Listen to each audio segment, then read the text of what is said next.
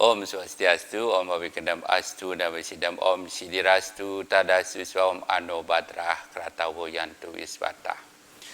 Pemirsa Bali TV yang berbahagia dimanapun berada, yang bisa menerima channel Bali TV Saantero Nusantara, atas Asung Warunugraha Sang Yang Widiwasa, kita berjumpa kembali. Semoga kita semua dalam keadaan selamat, sehat walafiat.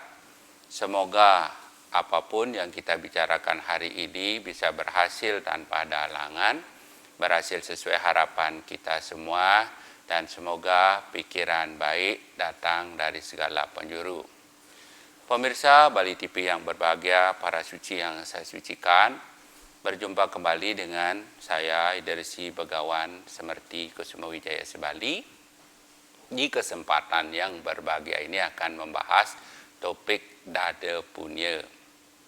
Semoga pemaparan ini bermanfaat dan mari kita bahas satu persatu tentang dana punya. Pemirsa Bali TV dimanapun berada, para suci umat sedharma yang saya cintai, yang Resi Begawan Semerti cintai, kasihi, dana punya sesungguhnya adalah sesuatu wujud implementasi dari meningkatkan serada badi kita untuk meningkatkan keyakinan kita pada Tuhan Ida Sang Yang Widiwasa. Apakah landasan kita melakukan dana punya? Landasannya ada dua, yaitu landasan filosofi dan landasan sastra. Landasan filosofi kita melakukan dana punya yaitu Tatwamasi dan Wasudewa Kutumbakam. Tatwamasi mungkin pemirsa Bali TV sudah memahami, aku adalah kamu, kamu adalah aku. Jadi kesimpulan dari Tatwamasi tersebut, apapun yang kita rasakan tidak baik, jangan lakukan hal tersebut kepada orang lain karena rasanya juga sama tidak baik, atau juga sebaliknya. Dari penerapan Tatwamasi ini, seyogianya kita sebagai manusia dari ajaran Wasudewa Kutumbakam bahwa semua makhluk bersaudara dan kita semua adalah kedudukannya sama di mata Tuhan. Untuk itu, kita sebagai manusia, sebagai makhluk sosial, berkewajibanlah kita harus saling tolong-menolong, hormat-menghormati, dan kita melakukan menjadi eksistensi keberadaan semua makhluk itu agar bisa baik, lestari, dan kita harus bisa memberikan rasa berbagi baik kepada manusia atau kepada semua makhluk. Di ajaran nyata kita melakukan Tatwamasi tersebut adalah apabila kita mempunyai kelebihan, kelebihan itu harus kita bagi. Sebagai contoh, bagi orang yang kaya wajiblah menyantuni orang miskin. Bagi orang yang mempunyai kekuatan atau kekuasaan harus bisa mengayomi mereka yang lemah. Bagi mereka yang mempunyai wibawa atau ilmu pengetahuan, pakailah wibawa tersebut untuk hal-hal kebaikan, dan ilmu pengetahuan itu diberikan kepada mereka yang membutuhkan, jangan menyesatkan. Dan wujud nyata kita melakukan Tatwamasi itu apabila belum kita bisa melakukan segala sesuatu yang baik, minimal kita tidak menyakiti. Ajaran Tatwamasi ini sesungguhnya sebagai manusia, makhluk yang paling utama, kita tidak boleh membunuh, menyakiti, atau kita menghujat segala suatu perbedaan yang ada. Ada salah satu wujud Tatwamasi yang ada itu adalah senyum. Dengan senyum aja kita berarti sudah bisa membahagiakan diri kita sendiri apabila kita bercermin, dan juga kepada semua makhluk, karena senyum itu sebuah ekspresi kita sebagai penghormatan orang lain. Maka wujud dari meme yang ada sesuatu yang lucu, Kadang-kadang dana punya yang utama adalah senyum. Praktek nyatanya ada seorang bapak senyum-senyum di kota amal, di kota dana punya. Setiap ada orang yang mendana punya, bapak itu senyum-senyum. Akhirnya ditanyakan, kenapa bapak setiap ada orang mendana punya senyum-senyum? Karena senyum adalah wujud dari penghormatan tatwa masih tersebut. Apakah itu salah? Tidak. Karena belum dia mempunyai uang untuk berdana punya, cukuplah senyum yang diberikan kepada mereka yang sudah melakukan dana punya. Selanjutnya, kalau kita berbicara masalah landasan sastra dari dana punya tersebut, terlalu banyak sastra yang mengulas tentang dana punya, tetapi Resi Begawan Semerti hanya mengambil poin-poin pentingnya agar umat sedharma, pemirsa yang berbahagia, mudah memahami agar tidak memahami agama Hindu menjadi rumit, ruwet, dan menjadi membingungkan. Landasan sastra dana punya sudah tentu dari Weda Sruti, yaitu diambilkan dari Rigveda, Yajurveda, Samaveda, dan Atharvaveda. Landasan sastra yang lainnya sudah pasti adalah Weda Sruti, turunan dari Weda Semerti, itu turunan dari Weda Sruti. Yang sebagai berikut, ada dari Bhagavad Gita, Sara Samuscaya, Menawa Dharma Sastra, Slokantara, Niti Sastra, Ramayana, ajaran kemahayanikan, Yadja Prakirti, Waraspati Kalpo, dan ada juga sempalan-sempalan kecil yang membahas tentang landasan sastra melakukan dana punya. Untuk itu kembali balik ke belakang, sebelum membahas dari landasan sastra tersebut, Resi Begawan Semerti akan membahas apa itu pengertian dari dana punya diambil dari asal katanya. Dana punya itu terdiri dari dua kata, dana dan punya. Dana adalah pemberian, punya itu adalah artinya suci, baik, indah, bahagia, selamat, tulus, ikhlas. Itulah arti dari kata dana dan punya. Tetapi apabila kita menarik dari kesimpulan kata dana punya itu di KBBI, Kamus Besar Bahasa Indonesia, tidak ada kata dana punya, yang ada justru adalah punya. Punya ya artinya adalah pemberian tulus ikhlas, atau disempalkan sama dengan sedekah atau mendermakan, atau kita melakukan suatu pemberian, itu menjadi kata punya. Jadi kesimpulan dari kata dana punya adalah pemberian yang bersifat suci, baik dan indah, dilakukan secara tulus ikhlas agar kita menemukan keselamatan hidup, agar mencapai kebahagiaan, keselamatan hidup di dunia ini, menempuh moksartam jagadita yacaiti dharma. Ajaran dana punya ini mengajarkan semua umat agar bisa berbagi sebagai kelebihan, seperti yang sudah dipaparkan di awal. Segala kelebihan itu kita tidak harus eksploitasi sendiri, harus wajiblah kita bagi karena kita adalah makhluk sosial.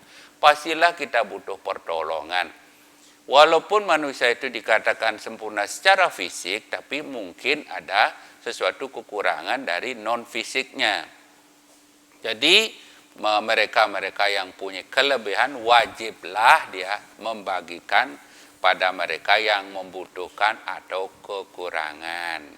Jadi kata dana punya itu sesungguhnya adalah salah satu wujud nyata penerapan ajaran agama Hindu agar untuk meningkatkan strada bakti bahwa kita semua adalah berkedudukan sama di mata Tuhan. Dan semua makhluk itu adalah bersaudara. Ingat itu Wasudewa Kutumbakam. Kembali ke landasan filosofis kita melakukan dana punya. Dana punya itu berasalkan dari filosofisnya adalah tatwamasi. Berikutnya di sastra-sastra yang mengatur tentang dana punya akan dikupas satu persatu, tetapi Resi Begawan Semerti lebih menekankan di sloka Menawa Dharma Sastra, Bhagavad Gita dan sebagian dari Sarasa Muscaya, Rigveda, Atharvaveda dan Rigveda, Atharvaveda. Tetapi Resi Begawan Semerti tidak akan memaparkan secara mendetail tentang sloka-sloka tersebut, tapi memaparkan arti bebasnya. Yang dimaksud ini adalah sudut persepsi kita di kekinian. Jangan kita berbicara walaupun sastra suci itu benar, tetapi ajaran Resi Begawan Semerti jangan dulu dipercaya, tapi sastra itu harus kita berlakukan di kekinian. Untuk itu, mari kita kupas dana punya berdasarkan landasan sastra. Dimulai dari Menawa Dharma Sastra. Menawa Dharma Sastra 4 sesuai dengan kesamaan tafsir Sabha Pandita PHDI Sabha Pandita 2005 menekankan hanya di 2 sloka. Tetapi Resi Begawan Semerti akan membahas semua sloka yang berhubungkan dana punya. Karena kenapa demikian? Sesungguhnya di Menawa Dharma Sastra ini adalah penjelasan-penjelasan dari Rigveda, Atharvaveda, tetapi lebih mudah kita memahami dari kesimpulan dari arti bebasnya. Di kesamaan tafsir Sabha Pandita 2005 PHDI, itu sloka Menawa Dharma Sastra diambil adalah Adhyaya 4, sloka 32. Yang arti bebasnya sebagai berikut. Barang siapa yang sudah memasuki grehasta asrama atau kepala keluarga yang sudah bisa menghasilkan penghasilan yang tetap, wajib hukumnya dan harus menyantuni mereka-mereka yang tidak bisa menghasilkan makanan atau mereka-mereka yang kurang mampu, dan memberikan apa yang dia punya, mensedekahkan penghasilannya dia kepada semua makhluk. Kepada siapakah harus mendermakan atau mempunyakan penghasilannya? Kepada mereka yang masih bersekolah, belum bisa menghasilkan makanan atau yang menunjang dari kehidupannya. Para guru-guru suci, pertapa, atau mereka yang layak fakir miskin. Itulah diatur di Menawa Dharma Sastra Adhyaya 4 32. Selanjutnya sloka yang diambil dari kesepakatan tafsir dari Parisada PHDI 2005 dari Sabha Pandita adalah Adhyaya 4 226. Yang arti bebasnya sebagai berikut. Bahwa kita yang memeluk agama Hindu mestinya tak pernah jemu-jemu atau bosan melakukan dana punya, membagikan sedekah kita atau membagikan sebagian kelebihan kita kepada mereka yang membutuhkan atau mereka yang kurang mampu, agar bisa menemukan kebahagiaan bersama. Dan juga melakukan upacara acarayatnya dengan keyakinan penuh. Dengan penuh keyakinan, dengan tanpa keraguan-raguan, agar bisa mencapai penghormatan atau dia mendapatkan kedudukan yang tinggi. Untuk itu sebenarnya sih ditekankan bukan ke pamrihnya, tapi kita harus melakukan wajib ada terketuk dari hatinya melakukan dana punya, ditekankan di sloka itu tersebut. Di Adhyaya 4, 226. Tetapi Resi Begawan Semerti justru akan balik, akan membahas sloka Menawa Dharma Sastra 193 Adhyaya 4. Yang arti bebasnya, walaupun kita menghasilkan harta atau kekayaan dengan cara jalan dharma atau jalan yang sudah benar, apabila kita tidak mendana punyakan atau membagikan apa yang kita punya, justru kita akan jatuh ke neraka. Itu jelas sekali ditulis di Adhyaya 4, 193. Intinya kita diajari tidak PM. Yang dimaksud itu pahit mekilit. Jadi apa yang kita lakukan jangan berhitung-hitungan. Jadi walaupun kita mendapatkan kekayaan dengan cara yang benar di jalan dharma, wajiblah kita membagi. Apabila kita tidak bagi, justru kita akan jatuh ke neraka.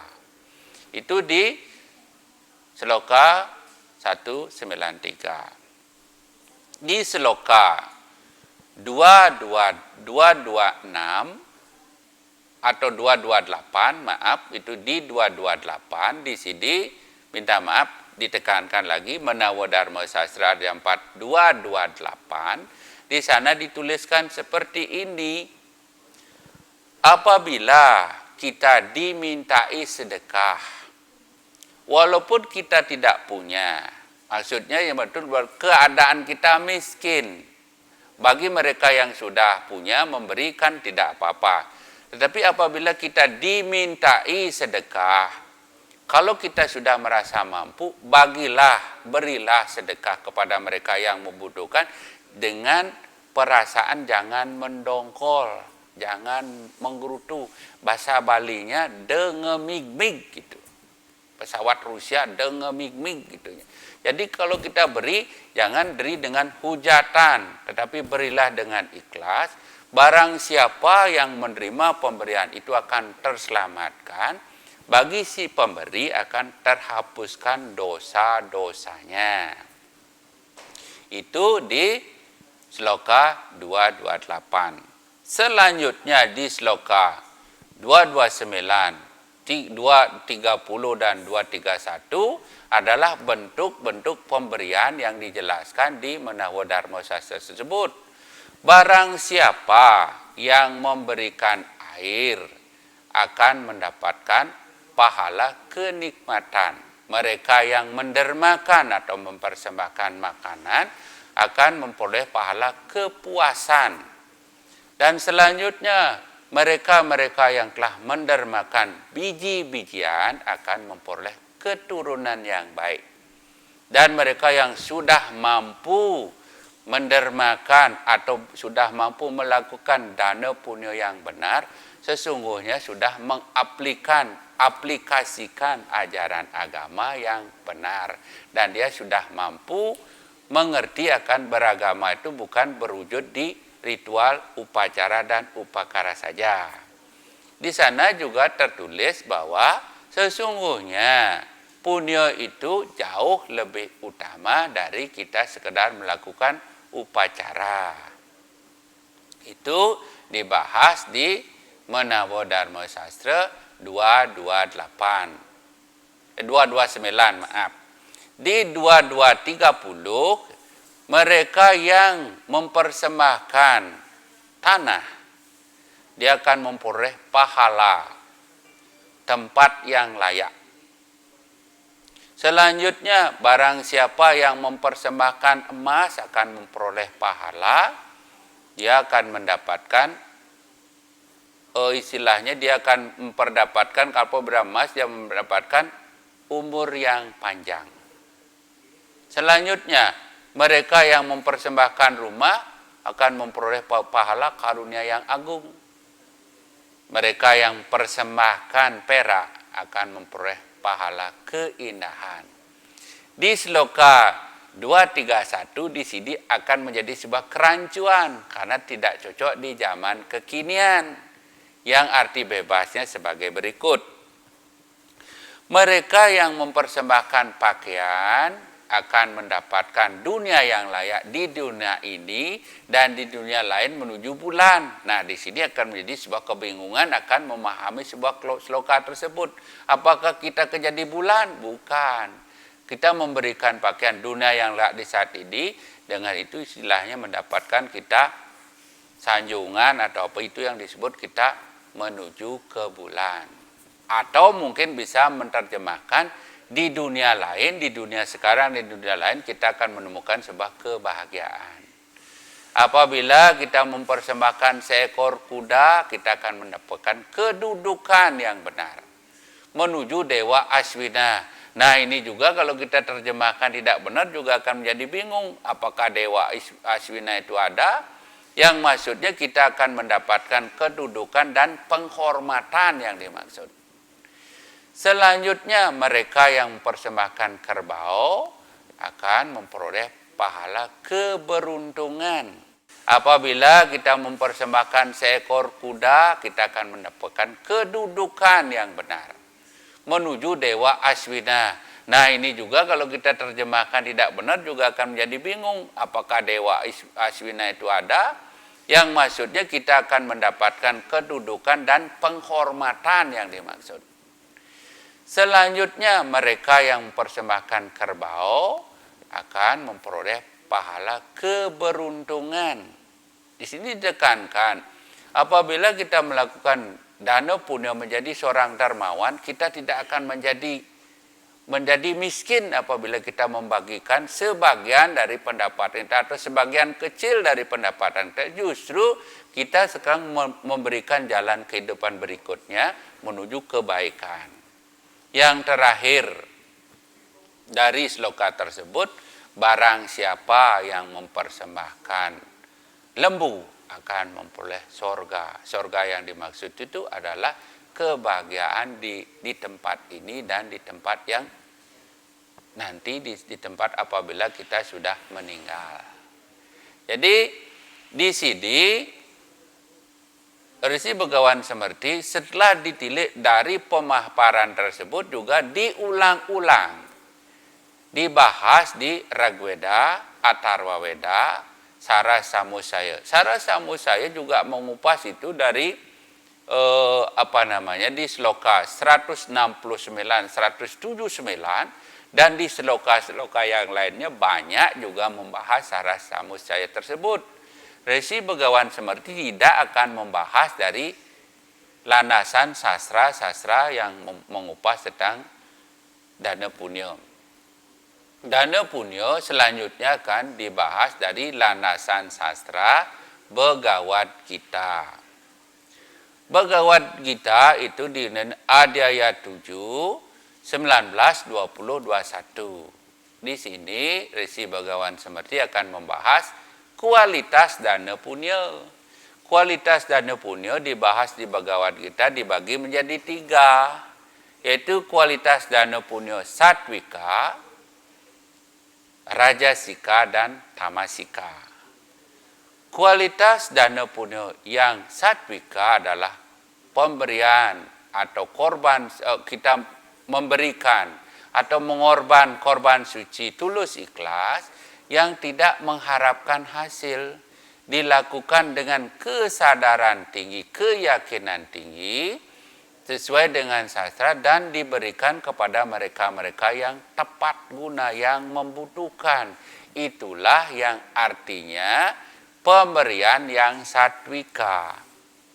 Contohnya kita memberi pada mereka yang tidak mampu, dan memang benar-benar membutuhkan sesuai dengan sastra, dengan latasan rasa syukur kita berbakti ikut membagikan kebahagiaan tanpa mengingat-ingat lagi, tidak ada transaksional, tidak ada keinginan pamrih akan pemberian tersebut. Itulah yang dimaksud dengan pemberian satwika. Misal contohnya banyak, kita memberikan dana punya untuk mendirikan pura, membantu fakir miskin, melakukan upacara pancayatnya dengan keyakinan penuh tanpa menghitung-hitungkan hasil sesuai dengan kemampuan tanpa mengurangi segala kebutuhan kita. Jangan punya kalau tidak butuh, tidak penting, tidak hidup, jangan begitu. Ini adalah meme yang jorok.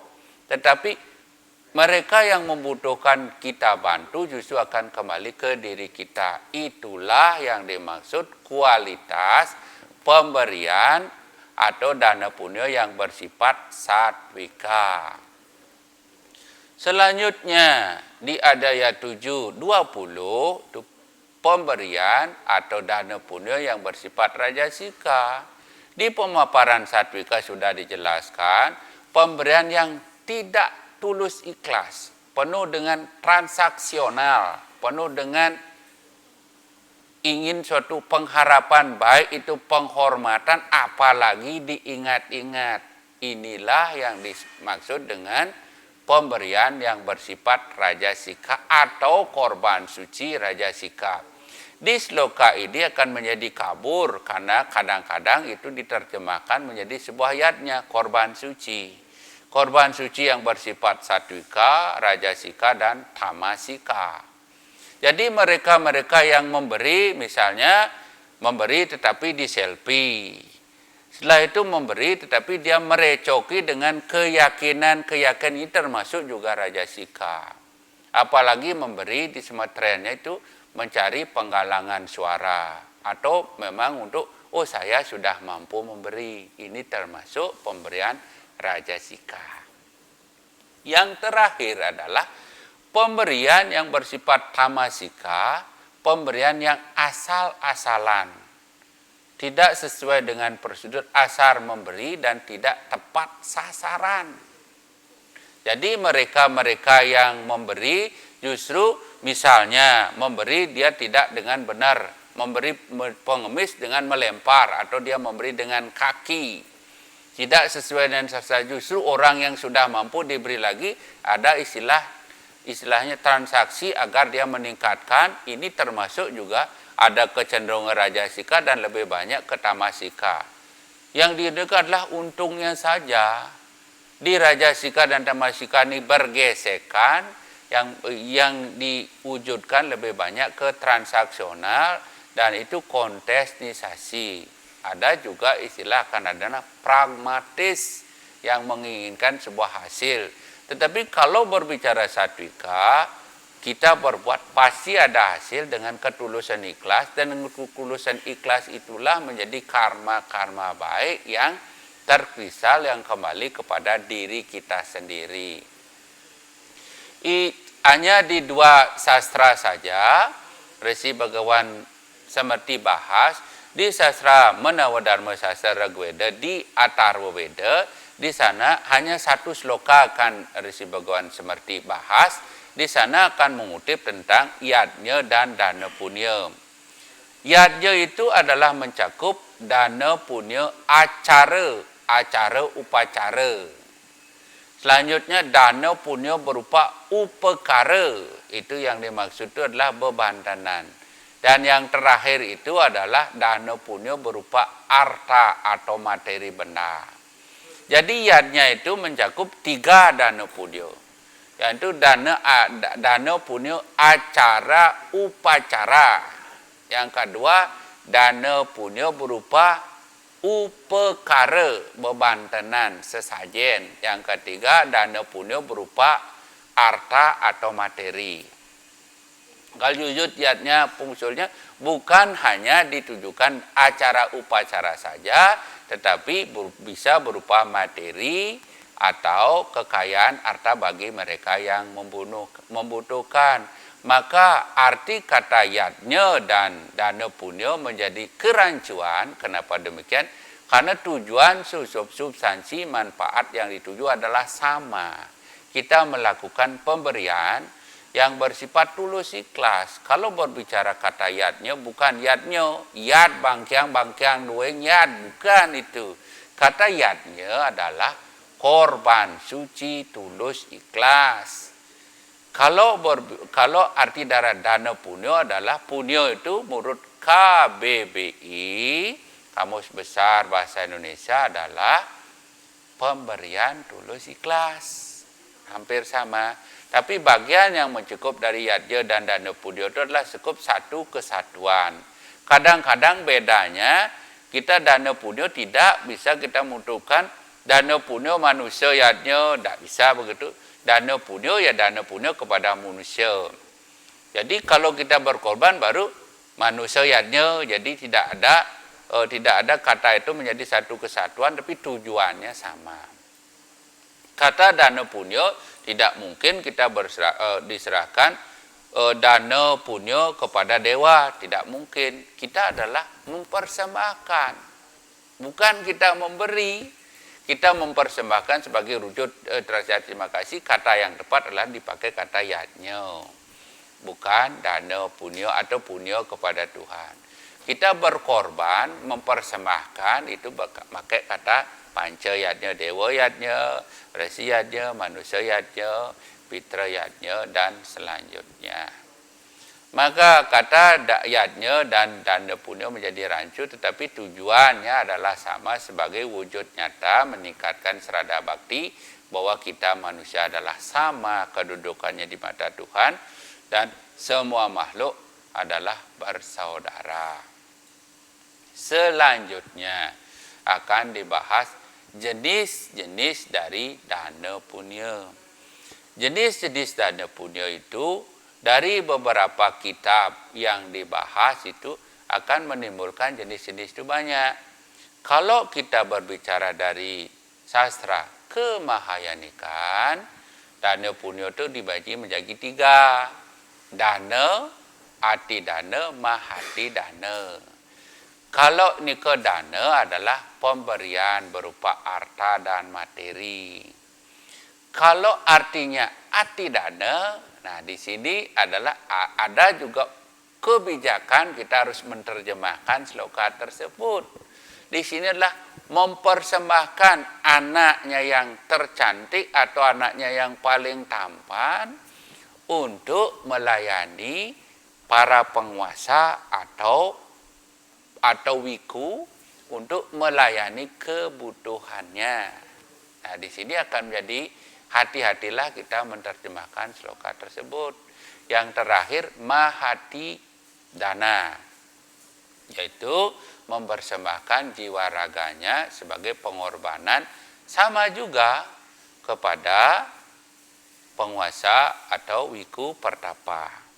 Tetapi perkembangannya adalah bukan begitu saja. Perkembangan di zaman kekinian menjadi di dalam pengaplikasikan agama Hindu, ajaran hama Hindu untuk mendidik mental spiritual. Jadi jenis Dana Punya menjadi Brahmadana, Abdi Dana, Ati Dana, dan Mahati Dana. Artinya aplikasi dari ajaran agama itu mendidik mental spiritual. Brahmadana, kita mempersembahkan pemikiran, ide-ide kita, ajaran-ajaran tentang etika moral, filsafat, itulah yang dimaksud dengan Brahmadana. Kalau dengan Abdi Dana adalah mengabdikan kelebihan kita kepada mereka halayak umum di keluarga dan diri pribadi. Misalnya, kalau kita menjadi pedagang, mengabdilah menjadi pedagang yang baik. Kalau kita menjadi dokter, menjadi dokter yang baik. Kalau menjadi wiku yang baik, menjadilah wiku yang baik. Yang dimaksud itu, kalau menjadi wiku yang baik atau su linggi yang baik, su itu baik, linggi itu genah, harus bisa menyempatkan catur bandana. Yang dimaksud itu sang abte. Kita harus bisa, ini agak keluar dikit, sang wiku contohnya seperti saya, walaupun saya banyak salahnya juga, sang wiku harus menjadi panutan tuh sang abte. Yang kedua, sang satyawadi, wiku itu harus berjalan dengan prinsip kebenaran. Yang ketiga adalah sang satyawadi, wiku harus bisa memberi keteduhan atau memberikan tirta suci sebagai pemuput dari upacara atau upacara acara ayatnya. Dan terakhir adalah penadahan upodesa, bukan hanya sekedar muput saja, tetapi memberikan ajaran-ajaran dharma dan dilimakan. Ini contoh dari abdi dana. Kita mengabdikan warna yang kita, swaguna kita di dunia ini agar bisa bermanfaat kepada orang lain. Selanjutnya atidana. Atidana dari aplikasi kita ajaran agama Hindu adalah kita mengikhlaskan keluarga kita, mengabdi kepada negara, dharma negara dan dharma agama, misal menjadi TKI. Misalnya kita kalau memang tentara dia ditugaskan dipindah-pindah di tempat lain, kita ikhlaskan. Anak kita mengabdikan kepada orang lain demi kebaikan, itu atidana. Anak, ibu, saudara, adik mengikhlaskan untuk membela kebenaran, itu atidana. Yang terakhir adalah mahatidana. Mahatidana adalah memberikan bagian-bagian tubuh kita bagi mereka yang membutuhkan agar kelangsungan hidupnya masih terjaga. Contohnya donor darah, plasma, mendonorkan mata, ginjal, dan sebagian dari tubuhku misalnya jari atau kaki itu didermakan kepada orang lain, itu namanya mahatidana. Dan ada juga dari kualitas mempersembahkan dana punya itu ada 3, atau dana punya desa, dana punya agama, dan drwiya dana punya. Kalau dana punya desa, kita memberikan tempat agar bisa digunakan untuk khalayak umum. Kalau dana punya agama memberikan ajaran-ajaran dharma, filsafat spiritual. Kalau drwiya dana punya adalah kita memberikan pemberian untuk kebutuhan kelangsungan hidupnya. Itu dari kualitas. Kualitas ini dikupas habis di Rigveda. Bagaimana kita menghasilkan sebuah arta atau kekayaan rezeki diatur juga di Atharvaveda, di Sarasamusaya banyak mengupas tentang dana punya tersebut.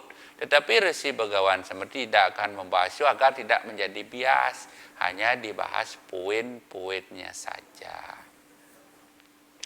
Maka dana punya wajiblah kita lakukan, memberikan kelebihan kita walaupun kita tidak punya, tetapi dari jenis-jenis tersebut pilihlah kelebihannya kita untuk berbagi. Apabila kita tidak kaya, kita bisa mempersembahkan dari raga kita atau kita melakukan pekerjaan agar bisa memudahkan orang lain, itu termasuk punya juga. Atau kita mempersembahkan bagian tubuh kita untuk kelangsungan hidup orang lain. Kalau memang kita tidak mempunyai uang, mungkin pemikiran, ide, petuah. Selanjutnya jenis-jenis dana punya ini diatur juga di Menawa Dharma Sastra. Jenis dana punya itu ada juga 4, yaitu dharma dana, widya dana, karma dana, dan arta dana. Jadi di sana di Yuga itu di Menawa Dharma Sastra bahwa kejadian yang terjadi di dunia ini jadi 4 yuga. Yang pertama adalah Kerta Yuga, selanjutnya Treta Yuga, Dwapara Yuga, dan Kali Yuga. Kualitas dana punya yang utama di zaman Kerta Yuga adalah dharma dana. Yang dibutuhkan adalah di sana pemberian yang bersifat ajaran, dharma, filsafat tentang spiritual.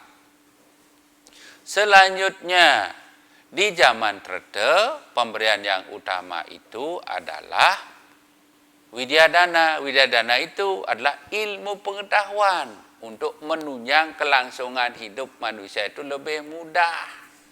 Misalnya dulu karena manusia tidak bisa terbang, jadi kita menularkan ide membuat kapal terbang, misalnya seperti itu. Itu widyadana. Selanjutnya di zaman dua para yuga adalah punya yang utama atau pemberian yang utama adalah karma dana. Kita melakukan gerak langkah kita atau apa yang kita perbuat agar bisa memudahkan orang lain. Di sini ditekankan kita melakukan pancayatnya. Di dua para yuga. Di zaman Kali Yuga justru punya yang utama berupa materi dan uang. Kalau berbicara kualitas, di sana dibahas juga di Rigveda Atharvaveda, sesungguhnya kualitas dana punya yang utama adalah Dharma dana dan Widya dana. Kenapa demikian? Karena kualitas pemberian bersifat Dharma dana dan Widya dana tidak bisa dicuri dan berlaku langgeng sampai di zaman seterusnya. Contohnya apabila kita memberi wejangan atau nasihat agar mereka itu menjadi lebih baik, nasihat itu akan dikenang sampai dia meninggal dan selamanya mungkin akan diteruskan kepada orang lain. Baik itu ajaran spiritual atau ajaran filsafat tentang keagamaan atau keilmuan. Keilmuan itu akan terus berlangsung langgeng sampai manusia itu menemukan hidup dan kehidupan. Tetapi apabila kita memberikan tenaga kita atau memberikan berupa harta dan materi, pada saat membutuhkan sajalah dia ingat. Kalau misalnya kita memberi makanan, setelah dikasih makanan, setelah dia lupa, dia tidak akan ingat. Maka kualitas itu akan kurang diterimalah kalau kita berbicara kualitas. Justru kualitas dana punya berdasarkan dari Dharma dana dan Widya dana nilainya lebih tinggi dari harta dana dan karma dana. Tetapi di zaman kekinian ini itu adalah sebuah kolaborasi yang tidak kita pisah-pisahkan. Kenapa demikian? Karena kalau walaupun orang itu pintar, kalau tanpa gelar, dia tidak mempunyai casing yang bagus, dia tidak dipercaya. Walaupun orang itu bodoh, tidak apa kalau uangnya, semua akan bilang, Pak D, gitu. Dan dia akan berdatangan, Pak D, gitu. Apalagi pegang uang. Orang akan banyak datang. Maka kita harus mempunyai keseimbangan dari mental spiritual kita, knowledge kita, cerdas kita, dan kita harus rajin berbuat, dan terakhir harus kita punya uang. Maka kita tidak memikir karena kualitas itu, tetapi kita harus bisa mengkolaborasikan, memposisikan yang benar. Di zaman kekinian ini itu adalah sebuah kolaborasi yang tidak kita pisah-pisahkan. Kenapa demikian? Karena kalau walaupun orang itu pintar, kalau tanpa gelar, dia tidak mempunyai casing yang bagus, dia tidak dipercaya. Walaupun orang itu bodoh, tidak apa kalau uangnya, semua akan bilang, Pak D, gitu. Dan dia akan berdatangan, Pak D, gitu. Apalagi pegang uang. Orang akan banyak datang. Maka kita harus mempunyai keseimbangan dari mental spiritual kita, knowledge kita, cerdas kita, dan kita harus rajin berbuat, dan terakhir harus kita punya uang. Maka kita tidak memikir karena kualitas itu, tetapi kita harus bisa mengkolaborasikan, memposisikan yang benar. Bukan hanya uangnya kita besi, maka kelebihan itulah yang harus kita bagi. Jangan menghitung-hitung. Walaupun kualitas dharma dana yang benar, tetapi kalau memang kita tidak mempunyai knowledge yang benar juga jadi menjadi kacau. Syarat dengan kepentingan dan transaksional. Disinilah perlu kita harus mengedepankan satika, rajasika, dan tamasika. Itu jenis-jenis dana punya yang dibahas. Selanjutnya, kapankah kita harus melakukan dana punya? Dana punya dilakukan di sastra, dibahas itu. Banyak juga sastra yang membahas kapan, tetapi ini berhubungan dengan yadnya. Dana punya dilakukan satu pada saat utarayana.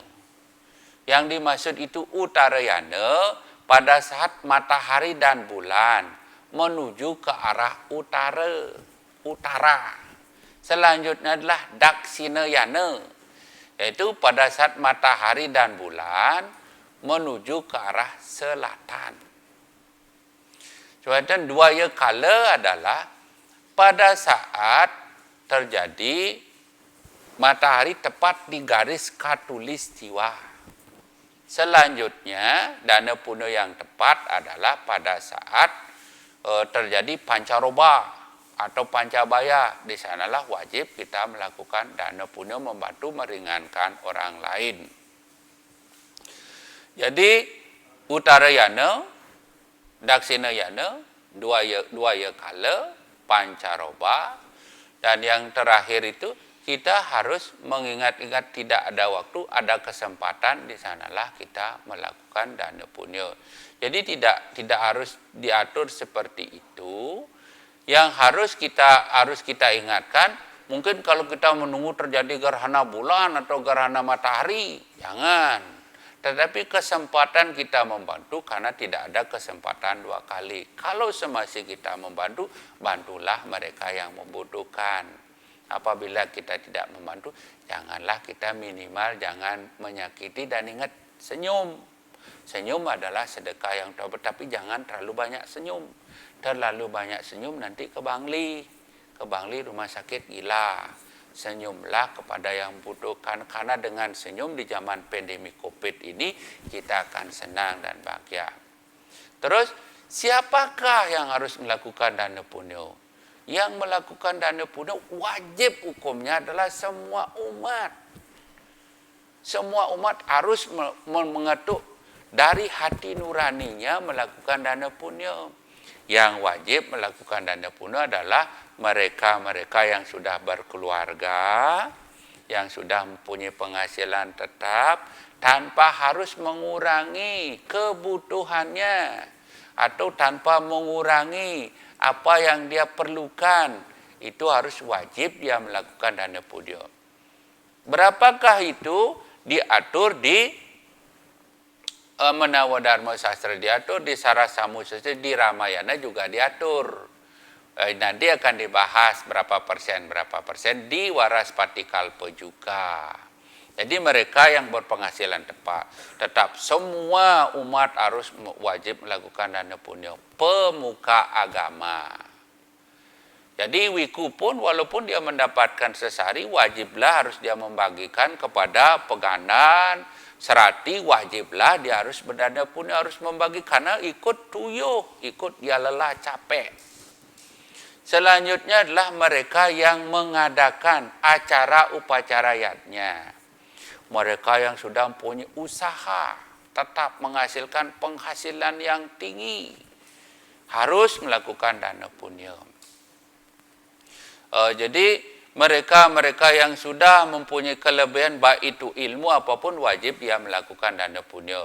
Semua umat diwajibkan dilakukan dari sejak dini, ditanamkan, harus mulai rasa berbagi.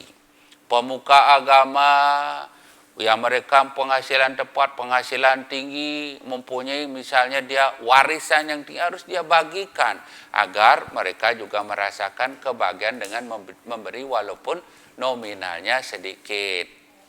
Itulah mereka-mereka yang harus melakukan dana punya. Jadi inti yang dari Resi Begawan Semerti jelaskan, semua umat harus terketuk dari hatinya, wajiblah kita melakukan dana punya. Pembagian dana punya yang diatur dari Sarasamusaya Ramayana, Slokantara Niti Sastra juga, tapi di Rigveda juga diatur. Resi Begawan Semerti tidak muat, yang arti bebasnya adalah 30, 40. Kalau itu pembagiannya di Waraspati Kalpa, setiap orang yang sudah berpenghasilan tetap wajiblah menyisihkan pendapatannya 5% untuk dibagi-bagikan bagi mereka yang membutuhkan, yang tidak bisa menghasilkan makanan, tanpa harus mengurangi apa yang dia butuhkan. Harus dia sisihkan 5%. itu murut waraspati kalpa. Tetapi kalau murut cara samuscaya dan menawadasma dan sasar sayang lain itu 30, 40. 30 itu adalah untuk acara upacara. Jadi pancayatnya itu adalah berhubung dengan trirenam, hutang. Jadi dewa renamnya 10%, resi renamnya 10%, pitra renamnya 10%. Jadi kalau kita ngodalan cukuplah dari hasilan pendapat itu 10% lah kita tabung. Untuk bicara ngabed kepada orang tua 10%. Kepada guru wajib hukumnya, misalnya pompotnya itu 10% dari nilai yatnya tersebut. Jangan sampai sulinginya yat ngeleneng atau mempunyai berjam-jam, misalnya dana yang 1 miliar, terus sesarinya atau pemuputnya asal-asalan. Itu sama dengan PM, pahit mekilit. Apalagi pahit mekilit, payo diabengi. Pare yang ada di tebing, sudah susah lagi pahit. Apalagi di bawahnya ada buaya gitu. Jangan. Jadi apabila tidak ada pemput, baik itu eka jati, dua jati, seyogianya sisihkanlah 10% dari nominal dari acara upacara tersebut bagi mereka-mereka yang menyukseskan. Atau disangui dengan makanan dan kehidupan daya. Jangan sampai para wikunya tidak bisa menyekolahkan anaknya. Jadi para pemuka atau usahawan dermawan yang sudah mempunyai penghasilan tetap, haruslah mereka itu memberikan kelebihan uangnya dibagikan kepada mereka yang membutuhkan. Siapa yang membutuhkan? Adalah para wiku, pertapa, para terpelajar, atau mereka-mereka yang berjasa akan kemajuan Hindu dan jagat Bali ini. Wajiblah sisihnya kita menyisihkan uangnya untuk berbagi. Ingat itu 30 berikutnya adalah untuk kamu kita, keinginan misalnya untuk keduniawian, beli mobil, berrefreshing itu 30% dan 40% ingatlah sebagai modal. Kita harus mempunyai modal hidup untuk memutar kehidupan kita. Jadi 30% itu dibagi karena tarikat, orang Bali tarikat 3 utang. Dewa renam, pitra renam, resi renam. Jadi 10% wajiblah kita sisihkan dana puja kepada guru. Karena guru seyogianya juga tidak meminta-minta. Jadi pemahaman tentang dana punya sudah dibahas secara komplit, dasar sastra, landasan sastra, kita melakukan dana punya, jenis-jenis dana punya, landasan sastra yang sudah dibahas, kapan kita melakukan dana punya, dan siapa saja melakukan dana punya sudah dibahas. Untuk itu, Resi Begawan Semerti akan tutup pembahasan ini dan diselesaikan dengan para mesanti, tetapi akan disambung lagi dengan pertanyaan-pertanyaan yang sudah masuk melalui WA grup atau pengiring dari si Begawan Semerti yang datang ke sini sudah melakukan pertanyaan, akan dijawab satu persatu. Untuk sesi pertama pembahasan dana punyo agar bisa menjadi suatu pertanyaan, dipersilakan dan ditutup sementara di sesi pertama dengan pramesanti yang pertama. Om, Santi, Santi, Santi, Om. Nah, makna. Section berikutnya Om Swastiastu kepada pemirsa Bali TV dimanapun berada.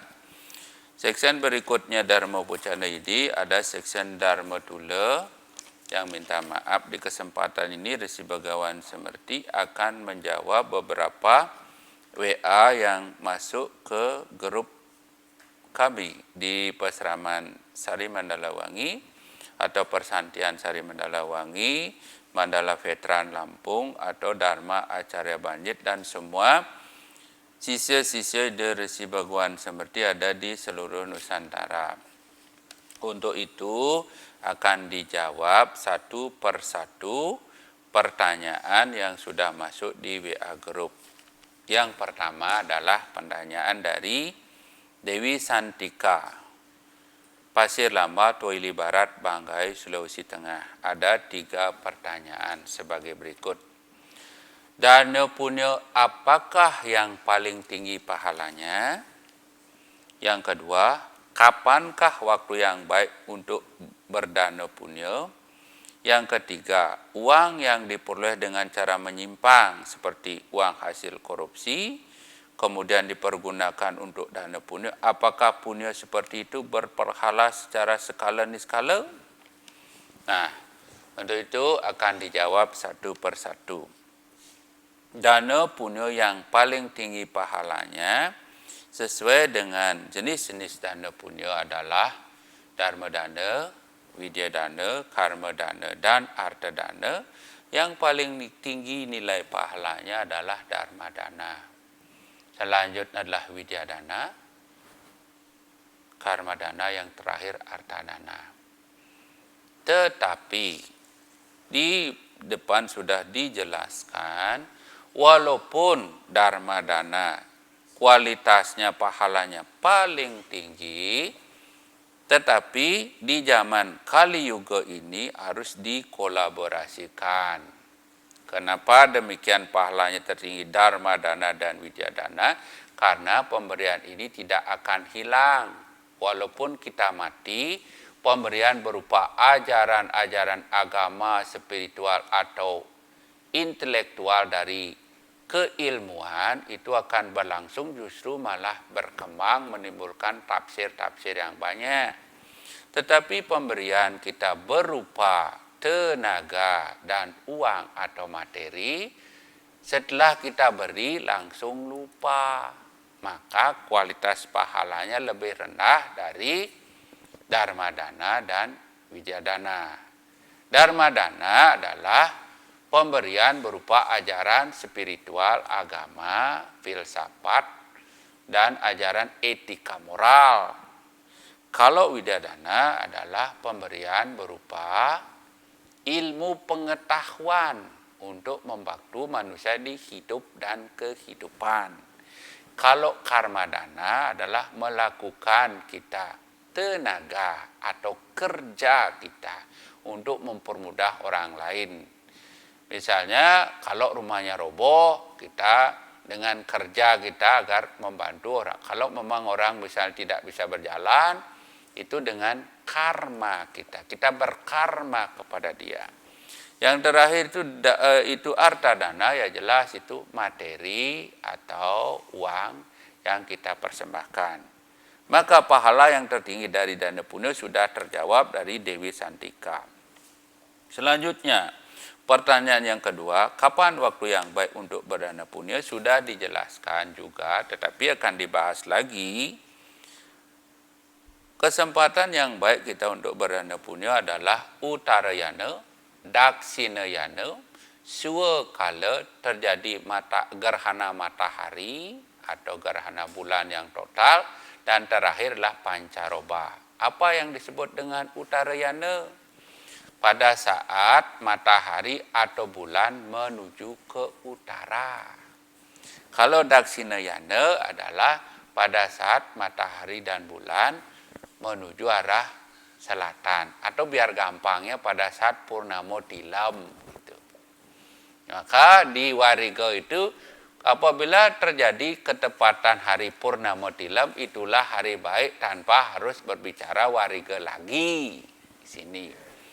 Yang ketiga adalah kita pada saat terjadi swakala matahari bulan terjadi gerhana. Itu swakala. Itu swakala. Swakala matahari dan bulan tepat ada di garis khatulistiwa, maaf. Yang terakhir gerhana matahari dan bulan, dan yang paling terakhir adalah pada saat terjadi pancaroba dan pancabaya. Misalnya sekarang di NTT, misalnya kita atau pada saat kapal selam kita jatuh, walaupun jangan kita berdana punya hanya dengan kesempatan oh pray for Nonggala misalnya gitu kapal selam kita, tapi lakukanlah secara nyata.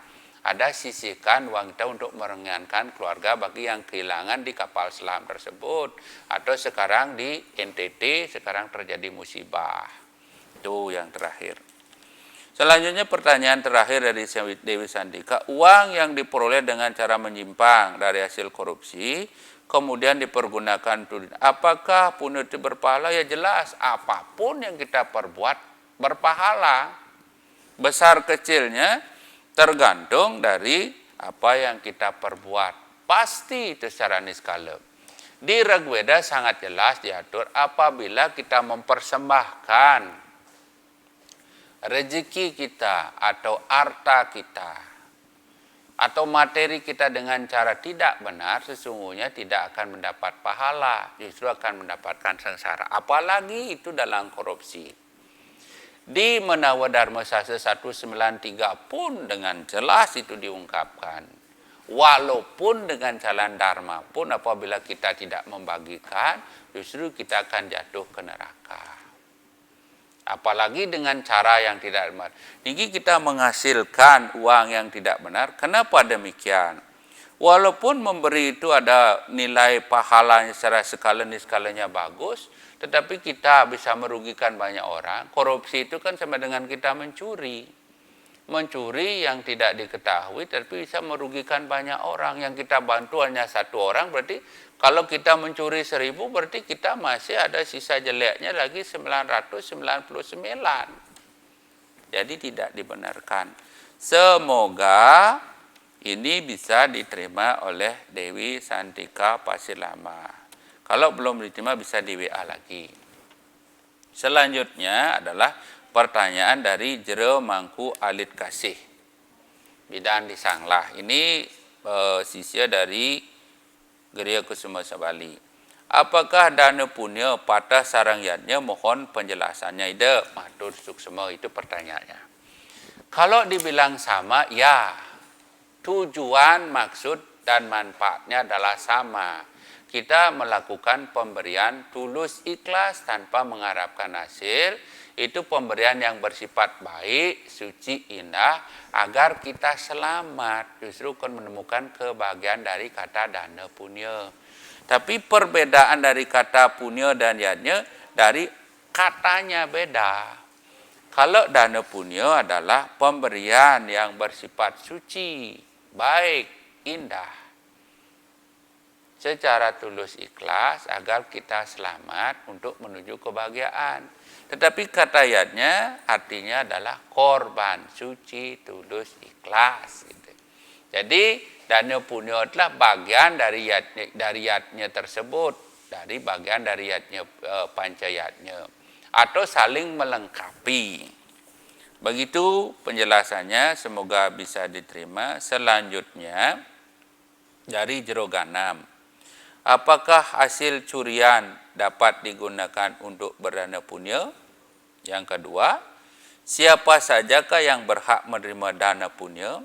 Yang ketiga, apakah sesari dengan dana punya itu sama?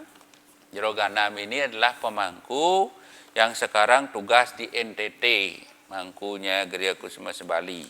Maaf ini di luar konteks. Apakah hasil curian dapat digunakan untuk berdana punya? Di Rigveda sangat jelas. Sedekah yang dihasilkan dengan cara tidak benar, walaupun itu dipersembahkan untuk dana punya, hasilnya juga akan menjadi sia-sia. Walaupun mereka yang memberi itu bisa terselamatkan, tetapi sungguhnya kita bisa merugikan yang lainnya karena kita mencuri. Di sastra Atharva Veda pun dijelaskan begitu, janganlah kita mempersembahkan hasil curian. Yang di sini kita penghasilan dan daya upaya yang benar. Apakah hasil curian dapat digunakan untuk berdana punya? Di Rigveda sangat jelas. Sedekah yang dihasilkan dengan cara tidak benar, walaupun itu dipersembahkan untuk dana punya, hasilnya juga akan menjadi sia-sia. Walaupun mereka yang memberi itu bisa terselamatkan, tetapi sungguhnya kita bisa merugikan yang lainnya karena kita mencuri. Di sastra Atharwaveda pun dijelaskan begitu, janganlah kita mempersembahkan hasil curian. Yang di sini kita penghasilan dan daya upaya yang benar. Harus memang mendapatkan uang, materi, atau itu berdasarkan dharma, ajaran kebenaran. Yang kedua, siapa saja yang berhak menerima dana punya? Mereka-mereka yang tidak mampu menghasilkan makanan. Fakir miskin atau mereka orang cacat, dan yang tentu itu adalah para wiku, pertapa, orang-orang suci yang tidak bisa berbisnis. Bantulah agar kehidupannya lebih layak. Misalnya seorang wiku, terus kita sebagai warga negara yang baik atau kita memeluk agama Hindu yang baik berdasarkan dana pun terketuklah.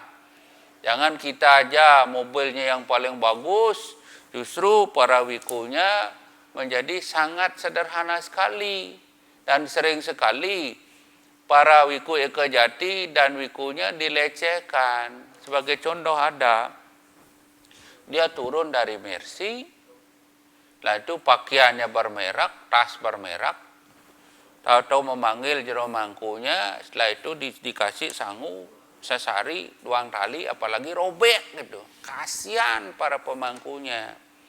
Kalau kita sudah mempunyai kelebihan itu, bagilah sesuai dengan casing kita. Kasihanlah para mangku dan para suling itu agar bisa menyekolahkan layak. Karena sesana kepemongkan Eka Jati Dwi Jati dilarang untuk berbisnis. Maka yang berhak mendapatkan itu para wiku, guru suci, pertapa, para yogi, dan mereka yang tidak bisa menghasilkan makanan, fakir miskin, dan orang-orang cacat yang layak untuk dibantu. Atau salah satunya mereka yang terkena musibah, baik itu karena gempa atau sesuatu yang bersifat insidensial. Misalnya sekarang COVID, jangan kita jauh, santunilah agar bisa keluarga yang ditinggalkan untuk isolasi, berilah untuk bisa bertahan untuk itu. Apakah sesari dengan dana punya itu sama? Iya, sama. Sesari itu adalah wujud dari penghormatan. Kita memberikan memberikan kelebihan dari materi kita, seperti dibahas di awal bahwa sifatnya 10% dari nominal kita melakukan acara upacara keagamaan. 10% disisihkan untuk kita berikan penghormatan bagi mereka yang menyelesaikan upacara itu. Apabila kita melakukan acara upacara, di sini ada sesari. Kalau memang kita melakukan acara upacara bernilai 1 miliar misalnya begitu, 10%-nya harus itu dibagi-bagi. Baik itu kepada uparenggenya, kepada seratinya, kepada tapininya, karena komponen upacara yang 1 miliar itu tidak berdiri sendiri. Ada mancegerenya, semua harus mendapatkan 10% dari nominal dari acara upacara tersebut. Selanjutnya ini dari Jero Ayu. Dana punya itu bisa berupa apa? Dana punya itu dibagi menjadi, di awal sudah di pertanyaan nomor 1, itu ada dharma dana, pemberian berupa ilmu, agama, etika, moral. Terus widya dana, pemberian berupa ajaran ilmu pengetahuan, knowledge. Karma dana itu memberikan pemberian tenaga agar bisa mempermudah orang lain. Terakhir arta dana adalah pemberian berupa harta dan materi. Terus berupa apa saja juga ada, itu Brahma dana, Abdi dana, Ati dana, dan Mahati dana. Brahma dana sama artinya adalah pemberian berupa ajaran agama termasuk ilmu pengetahuan. Abdi dana mengabdikan swagina atau apa kewajiban kita di dunia ini, apa menjadi pedagang yang baik, Kalau menjadi wiku yang baik, kalau jadi pemangku, kalau menjadi jero dasaran yang baik. Itu namanya abdi dana. Ati dana adalah pemberian berupa mengikhlaskan bagian-bagian dari keluarga kita untuk mengabdikan warna kehidupannya untuk kepentingan negara atau kepada mereka yang membutuhkan kelebihan yang kita punya. Dan terakhir mahati dana, pemberian berupa dari bagian-bagian tubuh kita diberikan kepada mereka yang membutuhkan, misalnya donor darah atau plasma sel. Selanjutnya dilanjutkan berupa apa saja. Ini di ajaran kemahayanikan. Harus secara bijaksana kita, jenis-jenis apa yang harus kita persembahkan, itu ada 3 jenis, yaitu dana, ati dana, dan mahati dana. Di dana yang berupa dana punya berupa dana, kita harus memberikan sebagian dari harta kita atau materi kita bagi mereka yang membutuhkan. Ati dana adalah persembahan berupa anak yang paling cantik atau putra yang paling tampan untuk melayani atau istilahnya meguru bakti kepada para wiku, pertapa atau penguasa. Kayaknya di zaman kekinian ini kurang tepatlah kita berlakukan, karena di zaman orang yang bisa mengeret segala ego dan emosinya kurang tepat. Maka kalau dulu inilah yang membuat mungkin para penguasa, biku pun bisa beristri yang banyak, karena manusia sekarang masih sedikit, akan bisa menghasilkan manusia-manusia yang baik. Justru di ajaran kemayanikan ini cocoknya hanya di bait 1 dan persembahan nomor 1 dan nomor 3. Yaitu mahati dana, mempersembahkan bagian-bagian dari tubuhnya, dipersembahkan kepada mereka yang membutuhkan. Minta maaf. Dan selanjutnya, apakah dana punya itu mempengaruhi bakti kita? Ya jelas. Karena dengan ajaran dana punya ini akan meningkatkan serada bakti kita untuk berbagi. Bukan hanya menekankan titik pada upacara acara saja. Dengan ajaran dana punya ini mulailah kita, apa yang kita punya, kelebihan-kelebihan kita seyogyanya dibagikan kepada mereka yang membutuhkan, bukan hanya manusia saja, tetapi kepada semua makhluk untuk menjaga keseimbangan sebuah ekosistem. Maka kita sebagai manusia wajiblah kita mengontrol atau kelangsungan hidup makhluk hidup yang ada di dunia ini agar berguna kepada manusia yang lain, kepada anak cucu kita. Itulah tujuannya kita berdana punya. Tumbuh-tumbuhan dan hewan tidak membutuhkan kita, justru kitalah yang membutuhkan. Baik alam dan segalanya yang kita eksploitasi itu bukan hanya kita saja di saat ini, tetapi kepada mereka yang akan terlahir di zaman berikutnya. Jadi ajaran dana punya ini seyogyanya kita ajarkan dari sejak dini, diajarkan dari mulai kecil suatu budaya berbagi. Kelebihan kita wajiblah kita bagi kepada mereka yang membutuhkan. Apabila kita kelebihan harta atau kita seorang yang sudah kaya, seyogyanya mereka itu menjadi dermawan, memberikan, menyisihkan uang yang mereka membutuhkan bagi mereka yang tidak mampu sekolah, tidak mampu makan dan sebagainya. Justru mereka yang dermawan tidak akan menjadi miskin apabila dia menyisihkan sebagian pendapatannya diberikan kepada mereka yang membutuhkan. Maka ajaran dana punya ini adalah kesadaran bahwa kita adalah makhluk sosial, suatu saat kita akan butuh bantuan. Dan manusia sesungguhnya adalah kedudukannya sama di mata Tuhan. Apapun yang kita lakukan itu adalah mulia adanya. Every duty is holy. Walaupun rendah di kita sebagai tukang sapu pun sekalian itu akan membantu, akan menjadi sebuah halaman menjadi bersih, tidak dinilai baru orang bos saja itu paling bagus.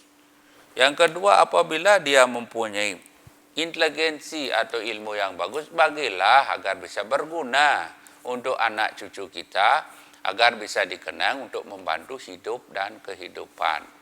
Mereka yang berkuasa atau mereka yang mempunyai pengaruh atau mempunyai jabatan itu gunakanlah untuk membantu yang lemah.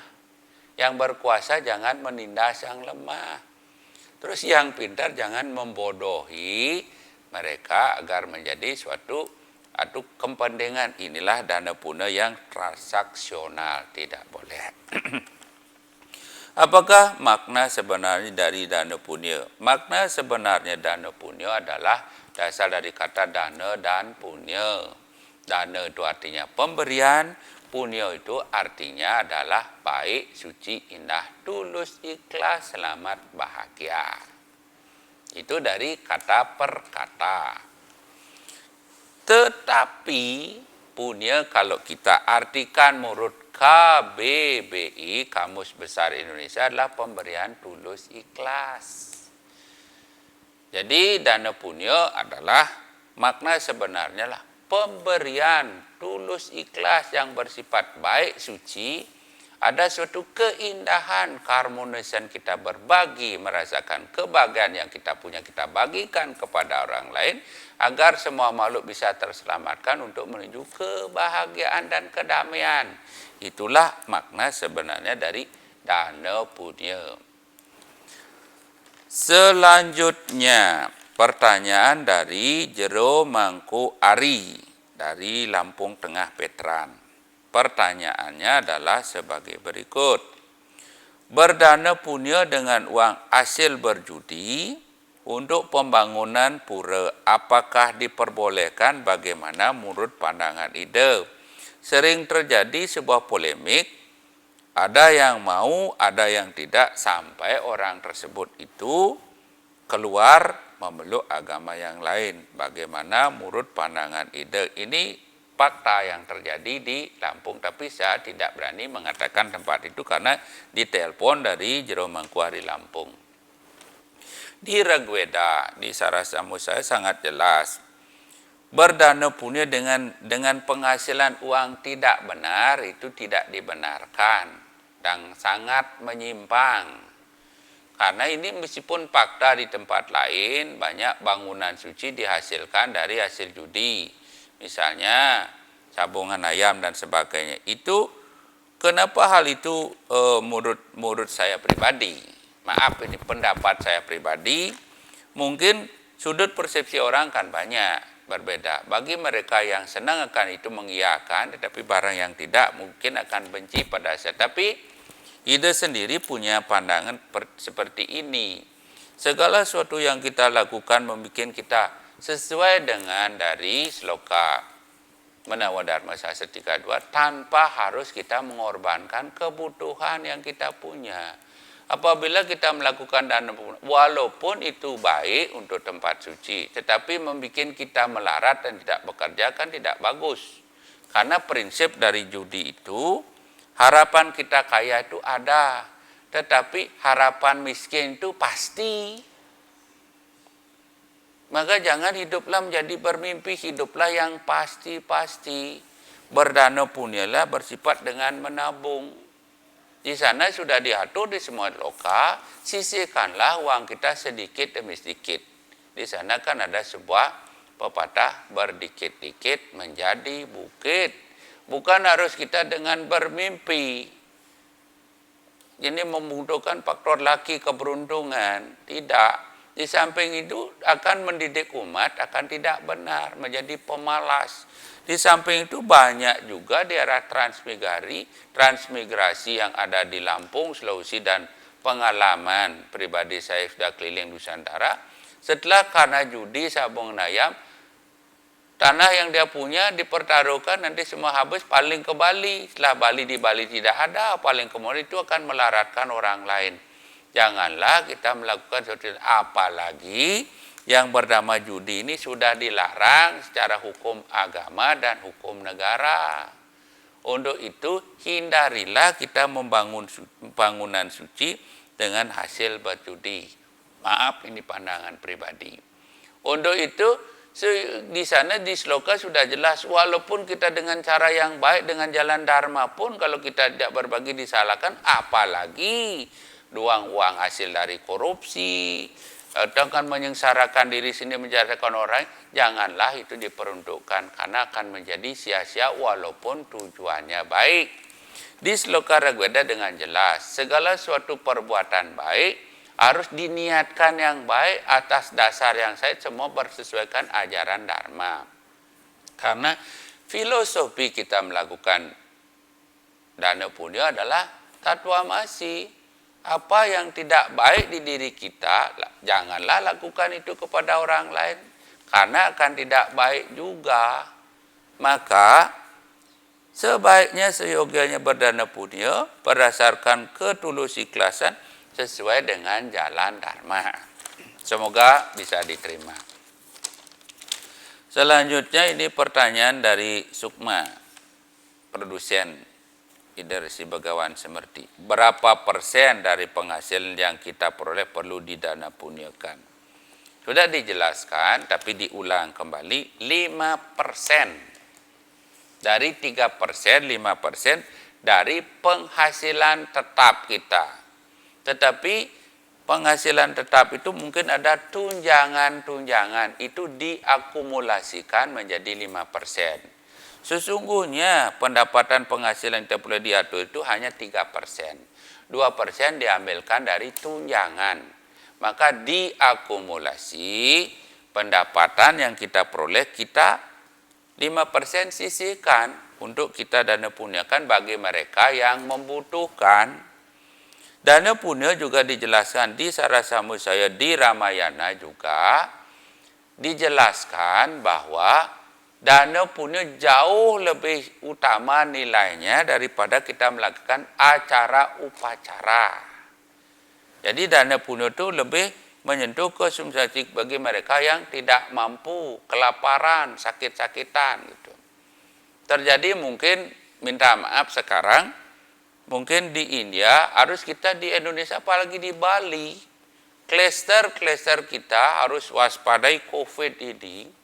Itu dari melihat di Kumamela, di Sungai Gangga, karena suatu keyakinan acara upacara, tetapi dia tidak mengedepankan sebuah logika, menjadi lockdown lah India itu.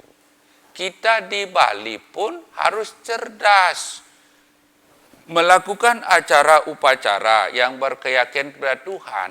Boleh-boleh saja, tetapi protap kesehatan, prokesnya harus tetap jalan. Kita jangan ngawur, tetap ingat itu memakai masker, mencuci tangan, menjaga jarak, menjauhilah kerumunan apabila itu tidak perlu. Seandainya kerumunan itu dibutuhkan, usahakan tidak banyak. Karena justru COVID ini berbahaya pada orang yang OTG, orang tanpa gejala. Inilah yang sangat rentan menularkan orang per orang agar Bali ini tidak sama seperti India. Harapan dari Begawan adalah begitu. Mulailah kita beragama yang cerdas memakai viveka kita. Tetapi kecerdasan secara intelektual tidak bisa juga disamakan secara spiritual. Walaupun itu Tuhan itu kita rasakan beliau kemahap. Tetapi manusialah harus cerdas menempatkan diri apabila kita terlalu banyak. Karena belum kita terbebas, vaksin belum disampaikan semua kepada umat. Ingat-ingat tetap menjaga kesehatan tubuh dengan makan yang memang bergizi, ingat berjemur. Apa yang kita lakukan dari klaster upacara, jangan kita ngawur, tetaplah pakai masker, jangan dagunya bermasker. Dan jangan memegang areal daerah mata, hidung, dan sekitar muka. Cepat-cepatlah kita suci dengan sabun. Apabila kita tidak melakukan aktivitas, jauhilah ruangan ber-AC, banyaklah berjemur. Itulah yang dikasih tahu dokter, karena sendiri saya mengalami hal begitu. COVID ini sangat 1000 macam wajah penyakit, jangan dibilang COVID itu tidak ada. Maka waspadalah Bali, agar segera COVID ini hilang, pariwisata bisa buka kembali. Maaf, ini saya lagi ingat ini dengan pertanyaan Jero Mangkuari, berdana punya dengan hasil produksi itu juga diatur dari Mahabharata, cerita dari Mahabharata. Karena seperti saya kembali di awal, bahwa harapan kaya itu ada dari diri, tapi yang namanya miskin itu pasti. Panca Pandawa melakukan judi, dari sanalah menjadi kehancuran karena dia berjudi dadu. Contohnya seperti itu. Jadi apapun kita akan jadi melarat. Maka acuan itu kita harus bisa menerjemahkan iti asa, cerita-cerita dari keagamaan itu di kehidupan nyata. Berdana punya dengan hasil produksi itu juga diatur dari Mahabharata, cerita dari Mahabharata. Karena seperti saya kembali di awal, bahwa harapan kaya itu ada dari diri, tapi yang namanya miskin itu pasti. Panca Pandawa melakukan judi, dari sanalah menjadi kehancuran karena dia berjudi dadu. Contohnya seperti itu. Jadi apapun kita akan jadi melarat. Maka acuan itu kita harus bisa menerjemahkan iti asa, cerita-cerita dari keagamaan itu di kehidupan nyata. Terus pertanyaan nomor 2, berdana punya apakah haruskah dengan uang saja? Tidak, sudah jelas. Dari bagian-bagian jenis-jenis dana punya itu bukan hanya uang saja, bisa dengan tenaga, atau bisa dengan ide-ide kita, pemikiran-pemikiran WWK secara ilmu dan keilmuan. Dan terakhir itulah petuah-petuah. Justru petuah-petuah bisa membuat orang itu berbuat baik, justru akan bisa diingat-ingat jauh lebih nilai dengan uang. Uang kadang-kadang itu ada pepatah. Ada uang abang sayang, tak ada uang abang ditenang gitu. Karena sudah biasa ini. Apalagi makanan. Dia akan membutuhkan makan setelah dia dibawa ke WC, dia tidak ingat lagi. Padahal hukum dari Rigveda itu, apabila kita diberi santunan, ingat-ingatlah bahwa kita suatu saat harus kita membagi bagian kita untuk bagi mereka yang membutuhkan, hanya bukan sekedar uang saja, tetapi mungkin tenaga. Maka kesatuan yatnya di Bali itu ada berupa tiga jenis di acara upacara atau yatnya. Maka di acara Weda, dana punya acara upacara, dana punya upakara, dan terakhir dana punya berupa materi. Itu yang dimaksud dari komponen yatnya itu. Di Bali menjadi komplit. Setiap kita melakukan acara upacara, bukan hanya ditujukan hanya aja pada hajatan Banten saja, tetapi ada kita mengundang tetangga, memberi sesari yang memuputkan, makanya menjadi acara upacara, terus upakara bentuk materi atau uang yang kita berikan kepada mereka yang membutuhkan atau memberi kelangsungan upacara itu menjadi sukses. Semoga berkenan. Selanjutnya ini pertanyaan borongan dari Jero Mangku Saryano. Ini adalah Mangku yang sering ngantar ide. Ini pertanyaan nomor 1 dan langsung dijawab.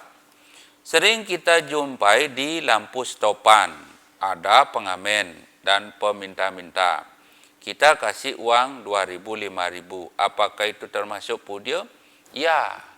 Ini sudah diatur di Menawa Dharma Sastra 228 dan 193. Apabila kita dimintai oleh mereka yang membutuhkan, tetapi sembali kita harus menggunakan wiweka kita. Kalau kita mau memberi, berilah dengan tanpa perasaan mendokol. Tetap susila kita, etika kita ke depan. Jangan dilempar, apalagi memberi dengan kata mengumpat. Kerja, makan, masih dikawin. Jangan begitu. Kalau mau memberi, berilah. Kalau enggak, diam saja. Biarkan. Ini jelas, apakah ini termasuk pun? Iya. Itu menyantuni. Kalau mereka yang sudah mampu, tidak mungkin dia jadi pengamen. Mungkin dia di rumah. Tetapi kualitas itu kalau memang bagus, enak didengar, silakan beri. Tetapi Resi Begawan Semerti tidak mengharapkan ini sebuah polemik akan sebuah pemberian. Berilah secara tulus ikhlas. Kalau memberi, berilah. Kalau tidak memberi, jangan dikomentari.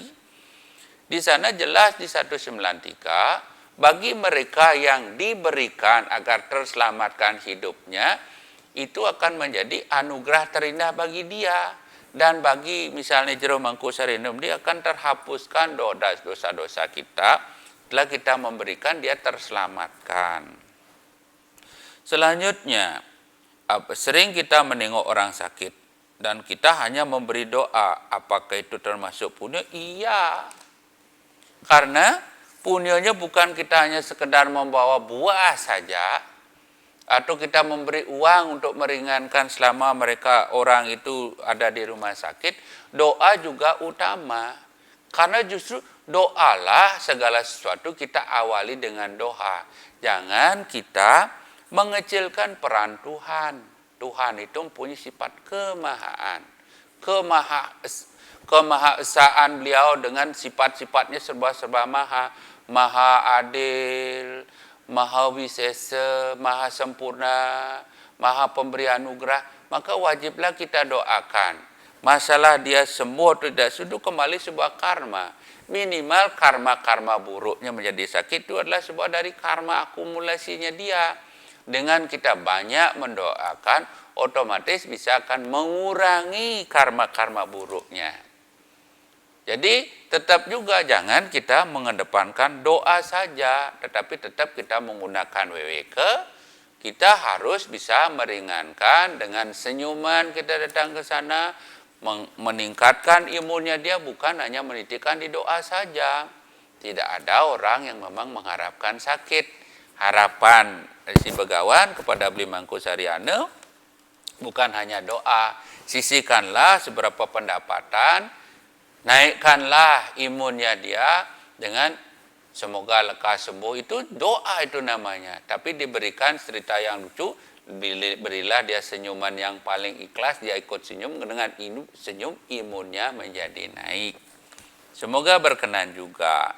Selanjutnya di kalangan anak muda, saat berulang tahun semua datang membawa kado.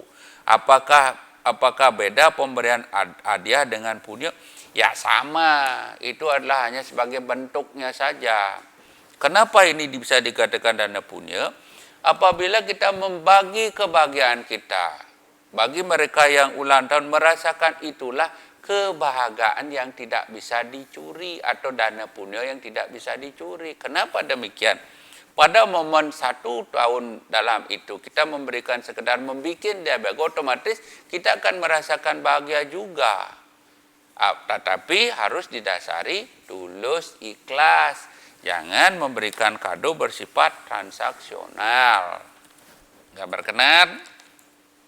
Selanjutnya nomor 4, banyak yang kita dengar orang kaya baru bisa berdana punya karena maksudnya banyak yang kita dengar orang kaya baru bisa berdana punya karena bagi kita yang miskin dan hidup pas-pasan jadi belum bisa berdana punya. Apa orang kaya saja yang boleh berdana punya atau bagaimana? Oh, ini pertanyaannya agak panjang tetapi disimpulkan. Di siapa saja yang harus melakukan adalah semua umat. Kalau tidak menunggu berdana punya itu bukan harus kita menunggu kaya atau menunggu kita pintar atau kita mempunyai suatu kuasa baru kita, bukan. Jadi sesuai dengan sloka Menawa Dharma Sastra ada yang 432 sangat jelas, tanpa harus mengurangi kebutuhan, kepentingan kita sendiri lakukanlah dana punya. Bagi mereka yang miskin, Apa yang kita bisa berdayakan mungkin tenaga. Miskin itu justru yang harus dipikir, miskin yang sekarang itu bukan karena miskin itu banyak. Orang yang miskin moral itu justru yang paling bahaya. Merasa diri, tetapi semasa kita bisa hidup dan berusaha, berilah kelebihan itu berbagi kepada orang lain. Maka kita tidak harus menunggu pintar, kita tidak harus menunggu kaya, kita harus tidak menunggu berkuasa melakukan dana punya, bukan. Tapi rasakanlah kelebihan kita untuk berbagi, kita dermakanlah tenaga kita atau pikiran-pikiran kita atau nasihat, minimal kita bisa senyum saja. Kalau belum bisa membantu, minimal kita jangan menyakiti, memfitnah, membuli, menghujat-hujat. Ini sama. Yang paling utama itu adalah di zaman sekarang ini, hati-hatilah menggunakan jari. Ini termasuk juga dana punya yang utama. Kenapa demikian? Apabila kita men-share zaman media sosial, membuat orang menjadi sakit, orang menjadi kacau, apalagi mengadu domba, ini adalah punya yang paling jahat. Punya yang utama justru adalah membaca, meresapi, menerawang, setelah itu memberikan kita. Yang baik-baik itu kita share, kita berikan agar imun mereka meningkat. Ini juga punya yang utama. Ini juga tidak membutuhkan. Misalnya kita mendapatkan sloka yang bagus. Apabila kita merasakan baik yang kita rasa, bagilah rasa itu kepada orang lain agar orang tersebut juga bisa merasakan apa yang kita rasakan. Janganlah kita merasakan rasa yang kita rasakan. Itu harapannya.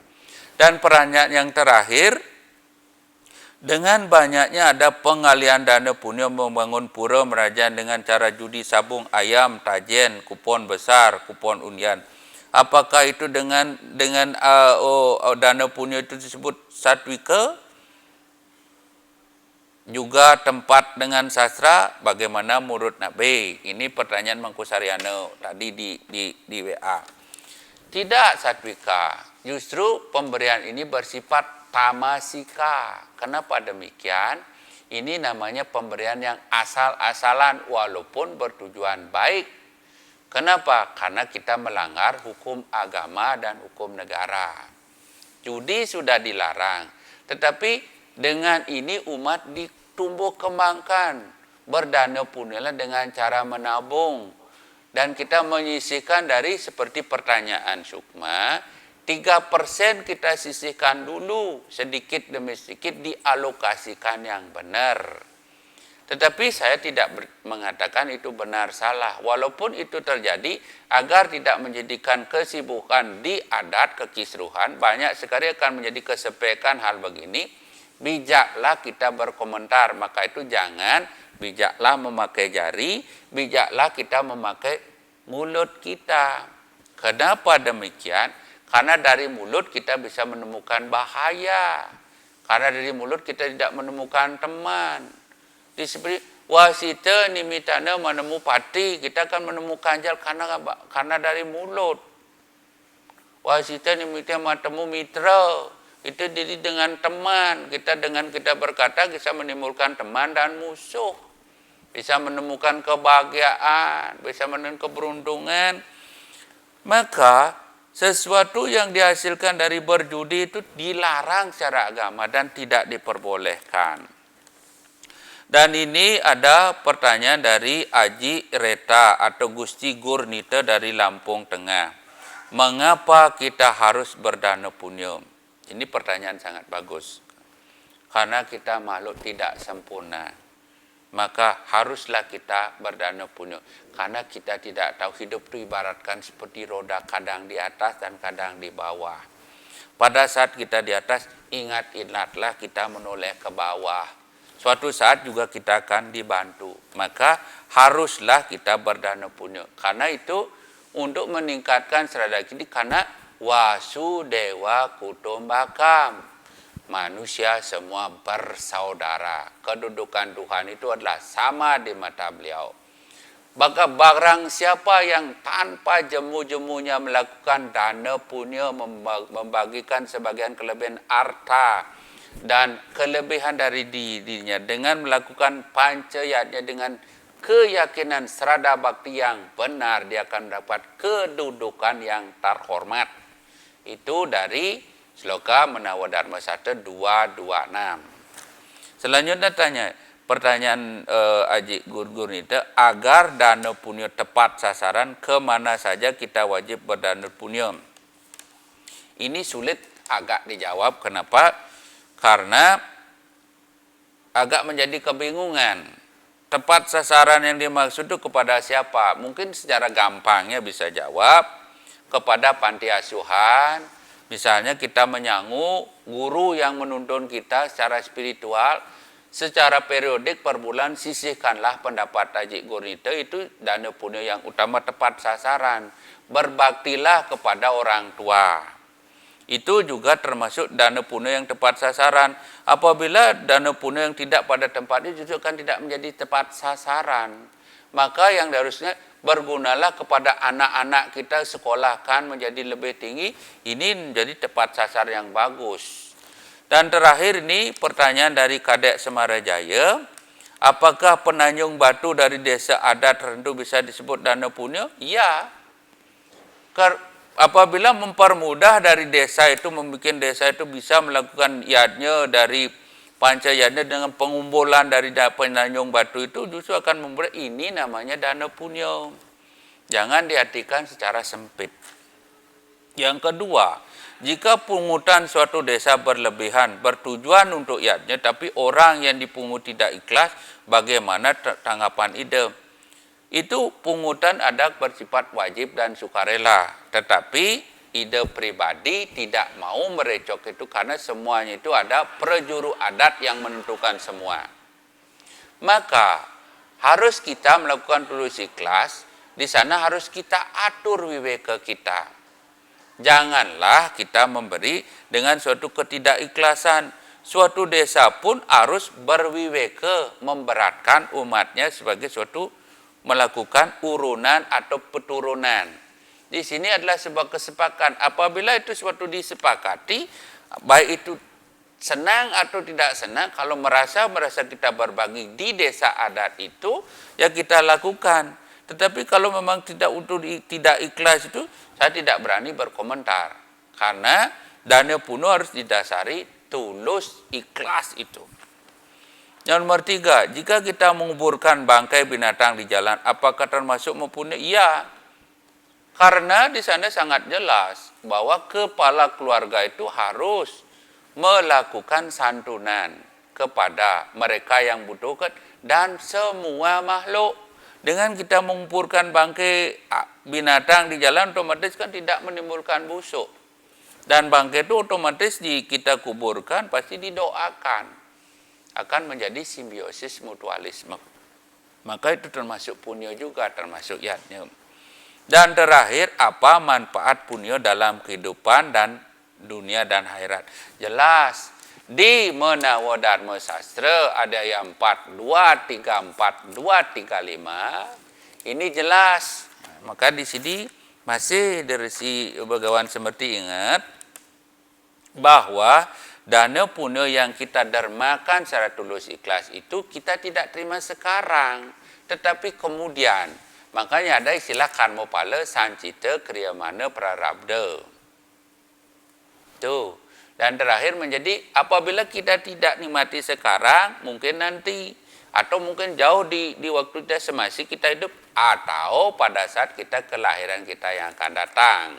Itu diatur dari ayat 2, 3, 4. Kalau 2, 3, 5 mengatur, apabila kita melakukan dana punya yang tulus ikhlas, kita memperoleh surga. Yang tidak ikhlas asal-asalan, penuh dengan transaksional, neraka, itu jelas. Itu juga dikupas di Ragweda, Tarweda. Di sini Resi Begawan Semerti tidak mengupas loka, tetapi mengharapkan umat sedharma, pemirsa Bali TV, tumbuh kembangkanlah berdana punya untuk meningkatkan serada bakti. Beragama yang benar mempunyai 9 ruas yang harus kita ingat-ingat menuju sebuah menyelesaikan kehidupan di dunia ini. Satu, kita harus mempunyai pandangan yang benar. Kita harus memandang suatu permasalahan dari berbagai sudut, jangan memandang sempit.